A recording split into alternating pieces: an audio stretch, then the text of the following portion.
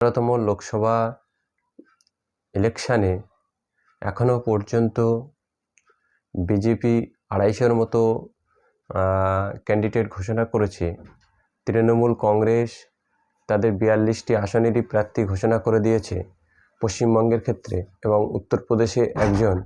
অন্যদিকে বিজেপি পশ্চিমবঙ্গের জন্য যে ১৯ জনের প্রার্থী তালিকা ঘোষণা করেছে, বামফ্রন্ট ১৬ জনের প্রার্থী তালিকা ঘোষণা করেছে, এবং কংগ্রেস এখনও পর্যন্ত তাদের প্রার্থী তালিকা ঘোষণা করেনি।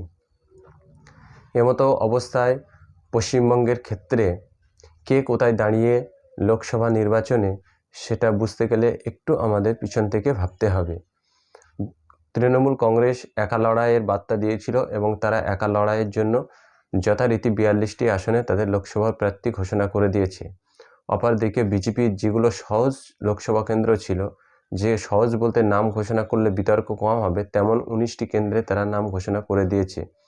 আরও যে ২৩টা কেন্দ্র আছে সেখানে তাদের অঙ্ক অনেক জটিল হয়েছে। যেমন উত্তর কলকাতায় কে প্রার্থী হবে, এটা নিয়ে বিজেপির রাজ্য নেতৃত্বের মধ্যে দুটো মত উঠে আসছে।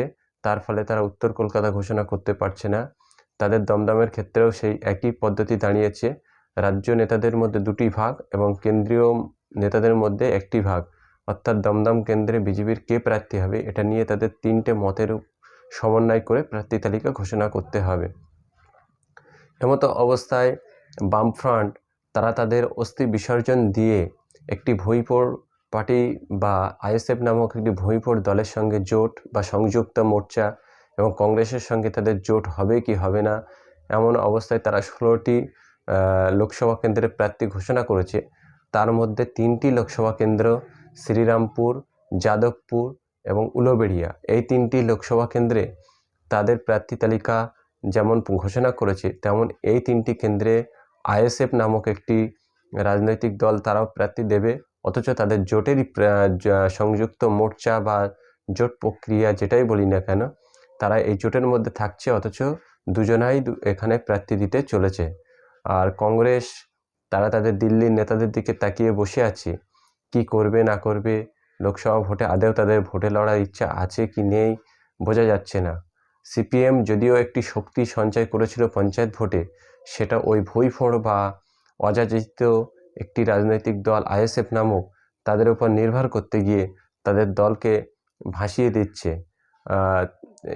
সিপিএম বা বামফ্রন্ট তারা তাদের প্রার্থী তালিকা ঘোষণা করছে, আইএসএফও তাদের সেই কেন্দ্রে প্রার্থী তালিকা ঘোষণা করবে বলে হুঙ্কার দিচ্ছে। এদিকে বারাসাত লোকসভা কেন্দ্র, যেখানে আমাদের তথ্যসূত্র অনুযায়ী ফরওয়ার্ড ব্লক পাবে না সিপিএম পাবে, এটা নিয়ে আলোচনা চলছে। অপরদিকে আইএসএফ তারা বারাসাতে প্রার্থী দেবে বলে অলরেডি তাদের ঘোষণা জানিয়ে দিয়েছে। বসিরহাটও সেই একই পর্যায়ে দাঁড়িয়ে আছে, সিপিএম প্রার্থী দেবে না কংগ্রেস দেবে, এটা জোট প্রক্রিয়ায় আলোচনা চলছে। ওদিকে আইএসএফ নামক আরেক জোট সঙ্গী তারা ওখানে প্রার্থী দেবে বলে ঘোষণা করে দিয়েছে। এমতো অবস্থায় পশ্চিমবঙ্গের লোকসভা নির্বাচনে কোন দল কোথায় আছে আপনারা নিশ্চয়ই বুঝতে পারছে।